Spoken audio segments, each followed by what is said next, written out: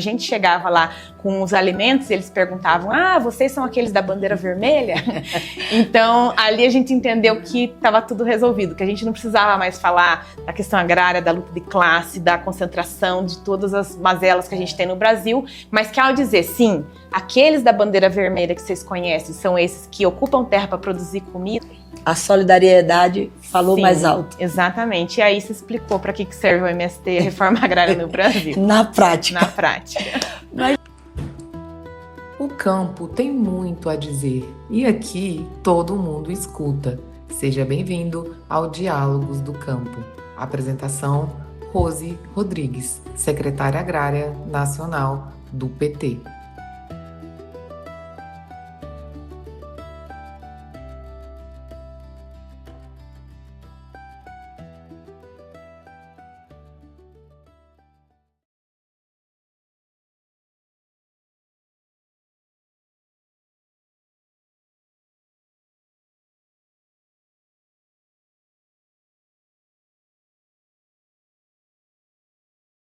Estamos aqui recebendo a nossa querida companheira Seres Radiche, a engenheira agrônoma, dirigente nacional do MST. Esse ano de 2026, estamos agora em maio, mas em 17 de abril completou 30 anos do massacre de Eldorados dos Carajás. Um episódio brutal que o país e a classe trabalhadora jamais podem esquecer. Lá no Pará, em 1996, 21 trabalhadores rurais sem terra tombaram. 19 foram assassinados ali mesmo, na Curva do S. E outros 2 não resistiram aos ferimentos. Foram vidas ceifadas pela violência do latifúndio e pela repressão do Estado. E é por eles e por tantos outros que enfrentam a violência no campo até hoje que o Abril Vermelho existe. Não é apenas uma data de calendário, é um compromisso de não deixar a luta pela terra morrer. E para falar sobre essas memórias, a importância da organização do MST, que a gente recebe aqui no Diálogos do Campo, hoje, a querida companheira de trincheira, ela que também é dirigente nacional do MST. E aí, Séries, como que estão as grandes perspectivas de enfrentamento e também de colocar na ordem do dia, para o não esquecimento, esse triste episódio que marcou a história do nosso país? Rose, antes de tudo agradecer a oportunidade de estar aqui com vocês, um imenso prazer, uma alegria, de fato rememorar, e cada vez que a gente volta a falar sobre o massacre de Eldorado dos Carajás, a gente lembra certamente do episódio mais triste da luta pela terra recente no Brasil, que da luta do MST pela terra, a gente que agora já está com mais de 40 anos de história, mas que nos últimos 40 anos tem sido uma das organizações que tem retomado uma luta que historicamente foi violenta, foi mutiladora de vidas, de pessoas, de sonhos, e que a gente insiste em voltar a construir, em voltar a dizer, não, é necessário a gente brotar com essa esperança da luta pela terra e pela reforma agrária. Então a gente costuma dizer que a questão agrária no Brasil, ela se confunde com a própria história de colonização e de desenvolvimento do Brasil. Portanto, no marco dos 30 anos de Eldorado dos Carajás, passados aí mais de 4 décadas da luta do MST, a gente segue animado, porque é uma história de mais de 500 anos. É a história do Brasil que segue em curso, lutando contra esse latifúndio arcaico, esse latifúndio violento, um Estado que muitas vezes se posicionou do lado do latifúndio e da classe dominante brasileira, e por isso a nós, lutadores e lutadoras do povo, camponeses e camponesas que sonham com a reforma agrária, não sobra outra saída, senão a gente continuar buscando um caminho para a reforma agrária no Brasil. E nesse contexto a gente celebra a importância da memória por justiça e também como que o MST tem visto, passou por esse governo de desmonte, o governo conservador que antecedeu esse terceiro governo Lula, e sem dúvida o MST e as organizações sociais onde nesse governo conservador foi tratado essas questões sociais como questão de polícia. Como que o MST tem acompanhado essa reestruturação dos espaços, a volta do MDA, a reestruturação da CONAB, do INCRA? Como que o MST tem acompanhado essa situação? Olhar, Rose, hoje, 2026 para trás, parece que faz tanto tempo, mas em 2023, quando o governo retoma esse processo de reconstrução, parecia em muitos momentos que ia ser uma retomada de nomenclatura, de estrutura, e que ia ser uma coisa relativamente fácil de ser reconstruída. Quando a gente dizia voltamos com o governo do presidente Lula, voltamos com a possibilidade de realizar melhorias sociais para o nosso país, de retomar o poder para o povo brasileiro, a gente não tinha noção do que os governos anteriores tinham deixado. Então, esse ato, né, que ficou entre o governo muito violentado da nossa presidente Dilma até o retorno do presidente Lula, de fato, foram anos avassaladores, literalmente, para a estrutura do Estado brasileiro, para a estrutura política também brasileira. Então, foram os primeiros anos de governo, eu acredito que, do ponto de vista da reconstrução das políticas, elas, em alguma medida, foram rápidas. De fato,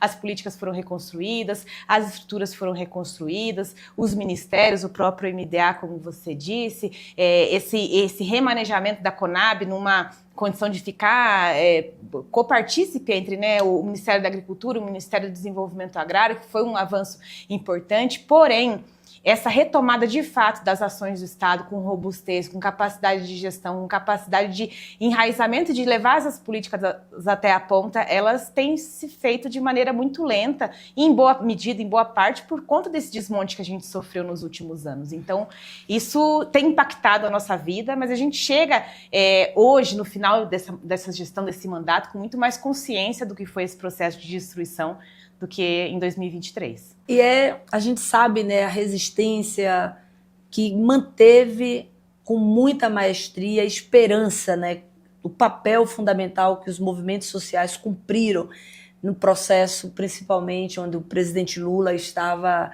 encarcerado por imensas injustiças, né?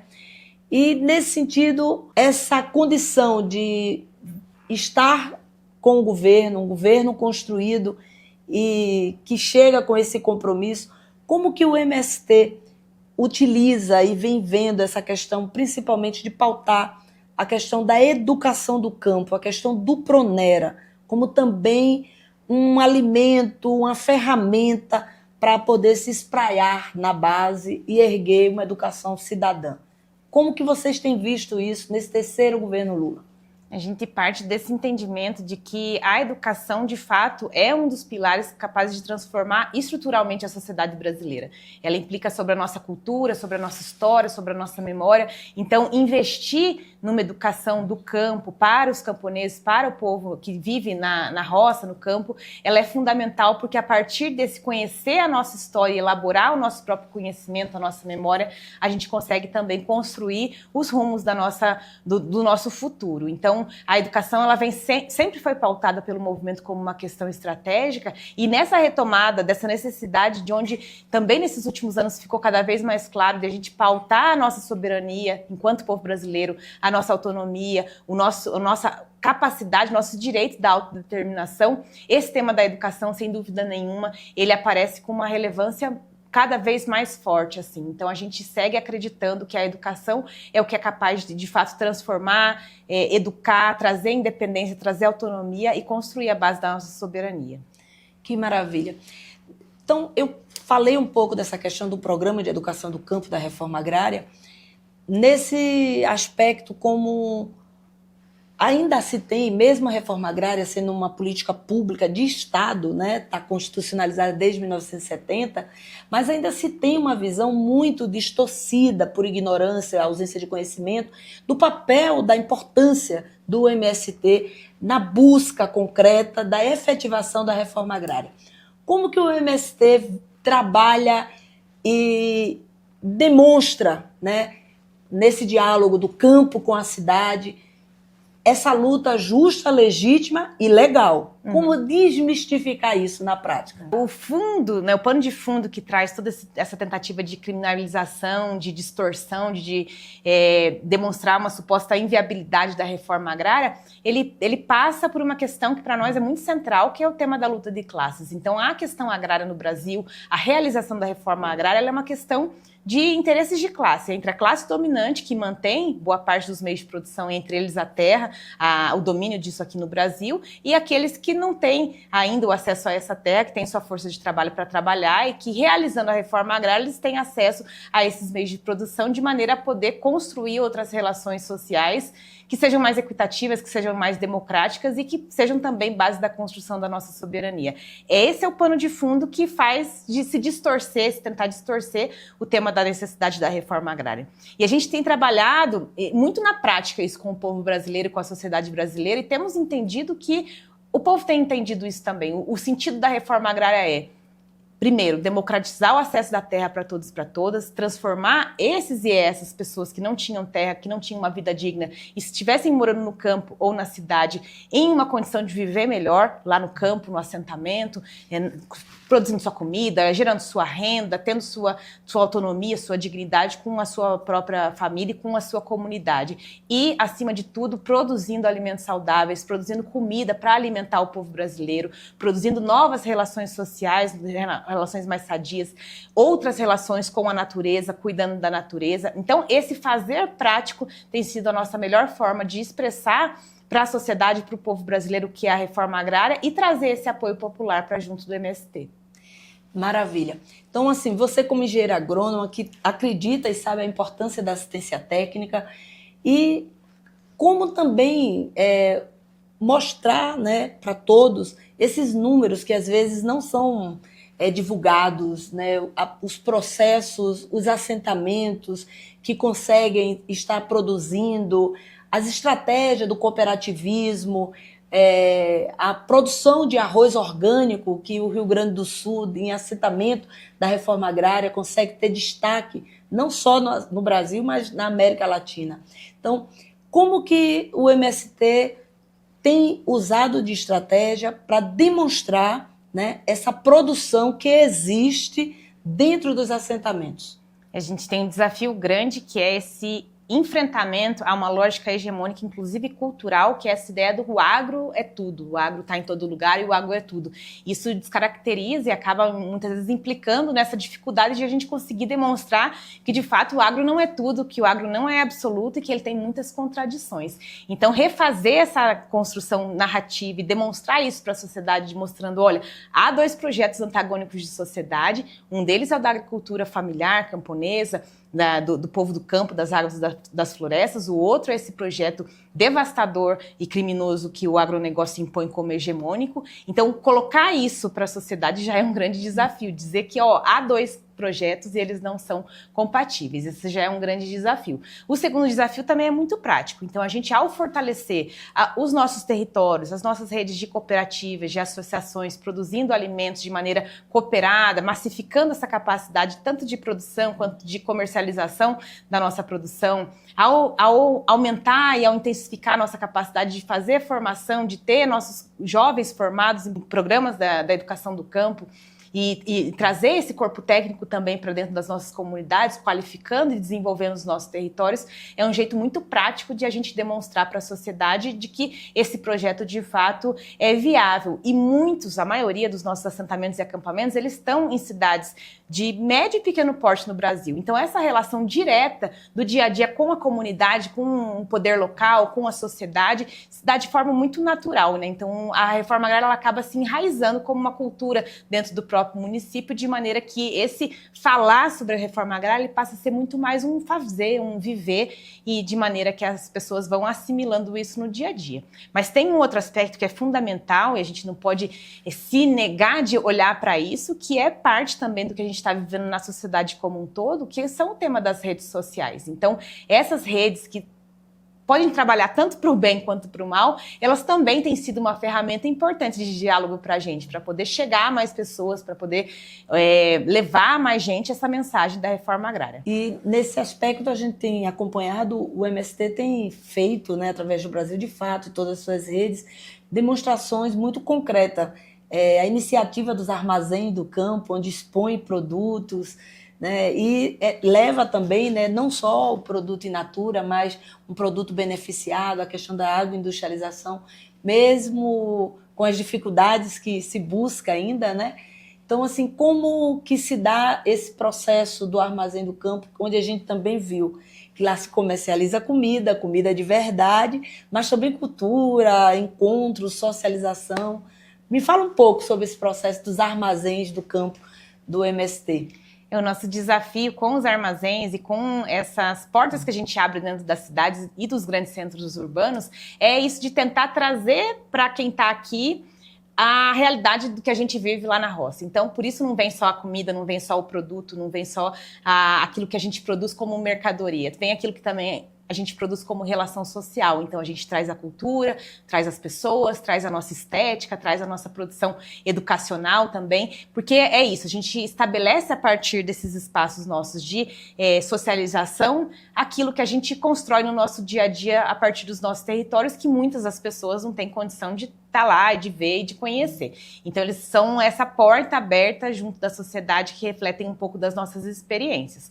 Para nós é muito desafiador avançar cada vez mais no processo de agroindustrialização dos nossos produtos também, com base na agroecologia, com base na cooperação, de forma que a gente possa alcançar uma qualidade maior, uma produção em volume maior, um preço mais acessível para a população, para que a gente possa trazer esse alimento cada vez a mais pessoas também aqui na cidade. E, em especial, eu gosto muito da ideia das feiras que tem se popularizado também, assim. Então, a feira, essa sim, é um jeito da gente abrir o quintal de casa e quem está passando ali na rua conversar e se sentir muito à vontade em interagir com aquilo que, de fato, a gente produz, assim. Então, as feiras nacionais, e esse ano, a Feira Nacional, que acontece em São Paulo, que esse ano teria sua 6ª edição, adiamos para o ano que vem, e em função disso estamos intensificando as feiras estaduais, vão ser 19 feiras que vão acontecer na grande maioria dos estados onde o MST está organizado, que são essa porta muito aberta de entrada da nossa cultura, da nossa alimentação, da nossa produção junto da sociedade local. Me fala um pouco sobre a questão organizativa, como que vem sendo tratada essa questão da juventude, a gente sabe que a questão geracional, algumas questões que impactam, né, os assentados, vai envelhecendo.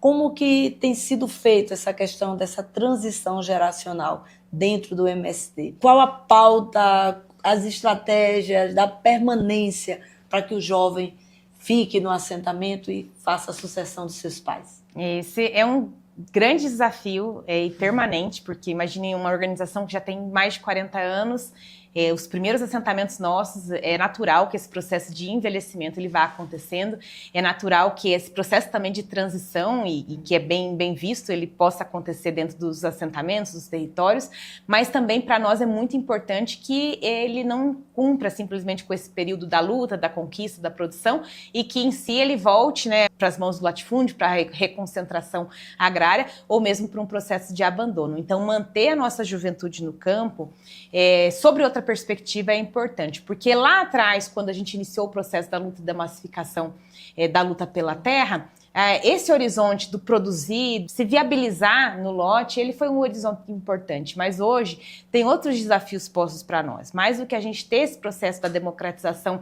da terra e da acessibilidade da terra para todos e todas que estão sem terra e querem terra para trabalhar, a gente também precisa estar preocupado com outras questões.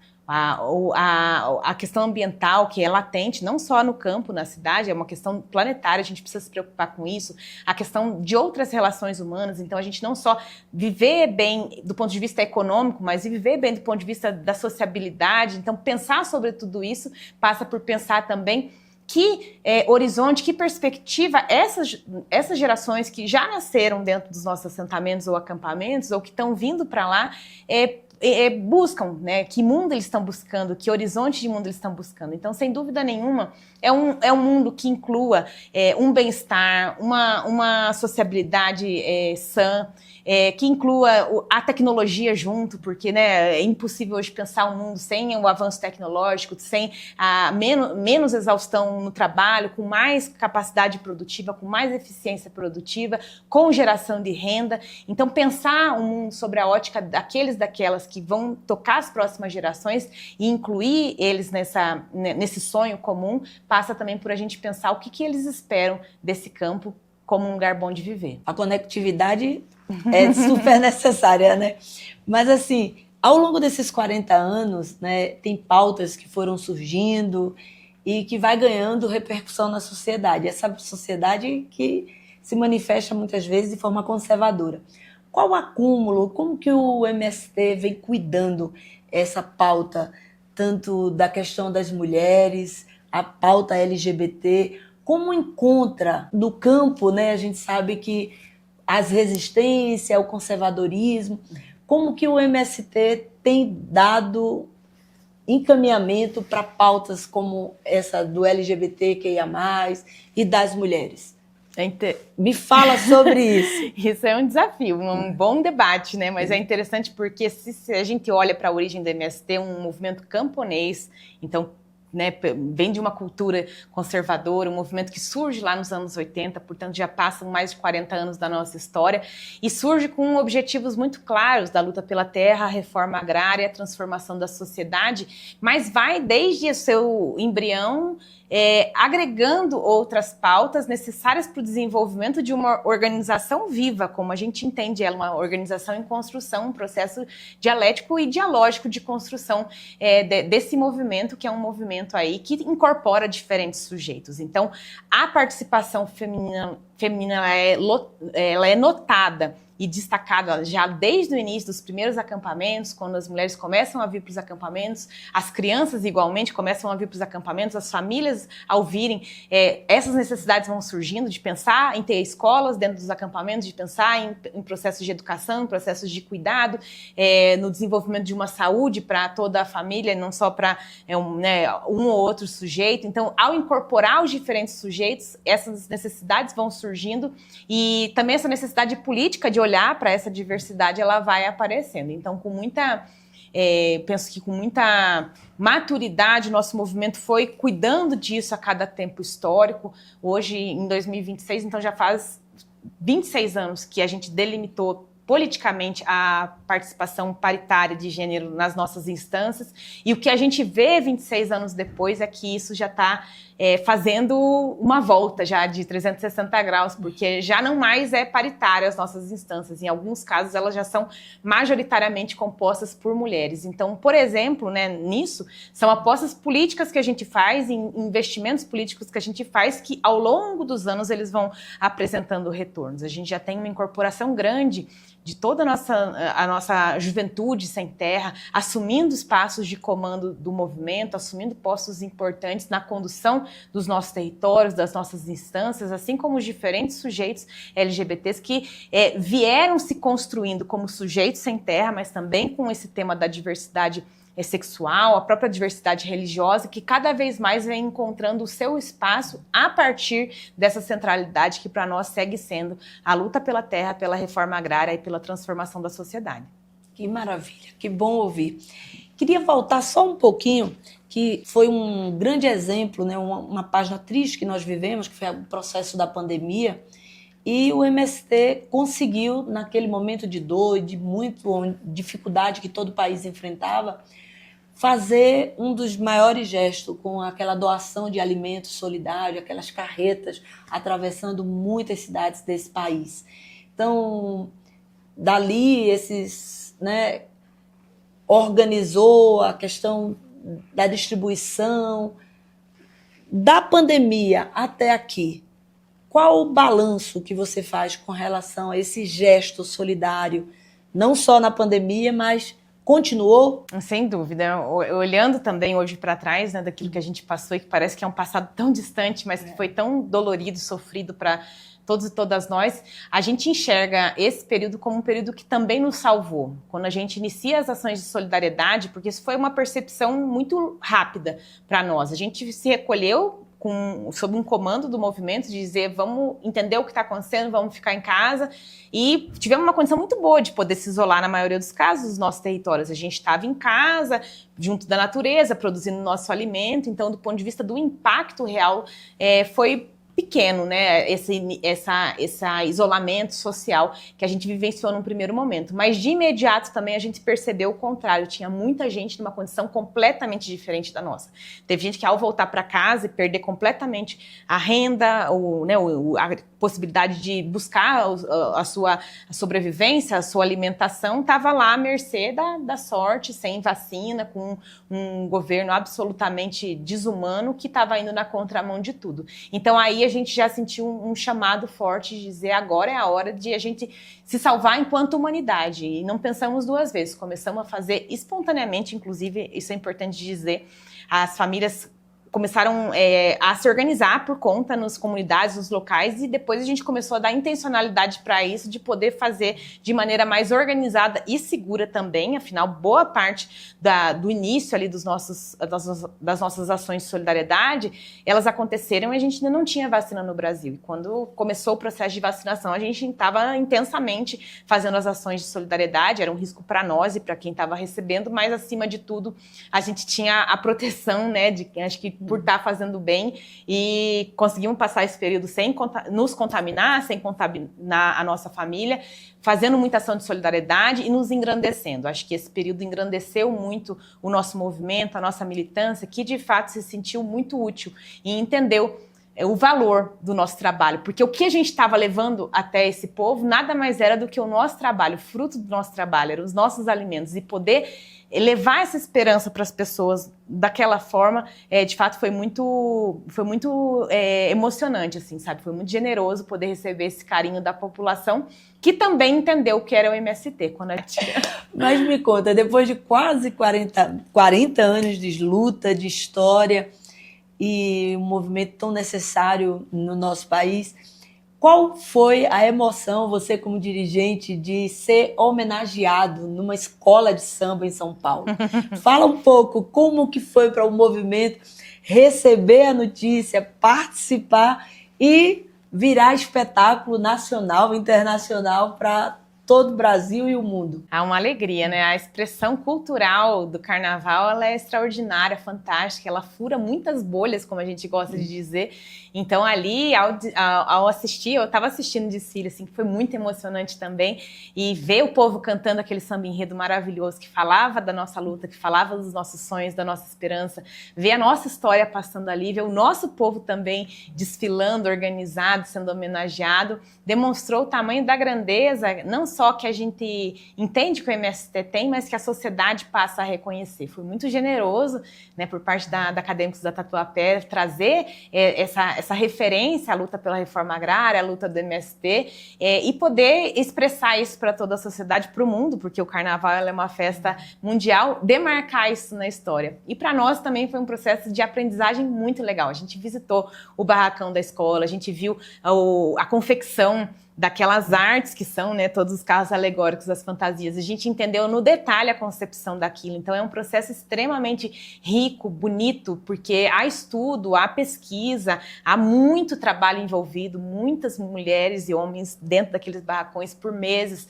preparando tudo aquilo que a gente vê na avenida durante uma hora, mas que são meses de trabalho, um ano inteiro de concepção que se reflete ali. Então foi uma via de mão dupla. A gente cresceu muito com isso e ficou muito feliz com essa possibilidade de poder transmitir de um outro jeito para a sociedade brasileira o que é a nossa luta. Que maravilha. Ali foi uma emoção muito grande, né? E com relação à questão mesmo da cultura, eu pude ter a oportunidade de presenciar uma apresentação, né, de uma orquestra de jovens, crianças, lá no Paraná. Essa ideia de... Acho que é uma orquestra sinfônica, né? Tinha vários sanfonas, instrumentos.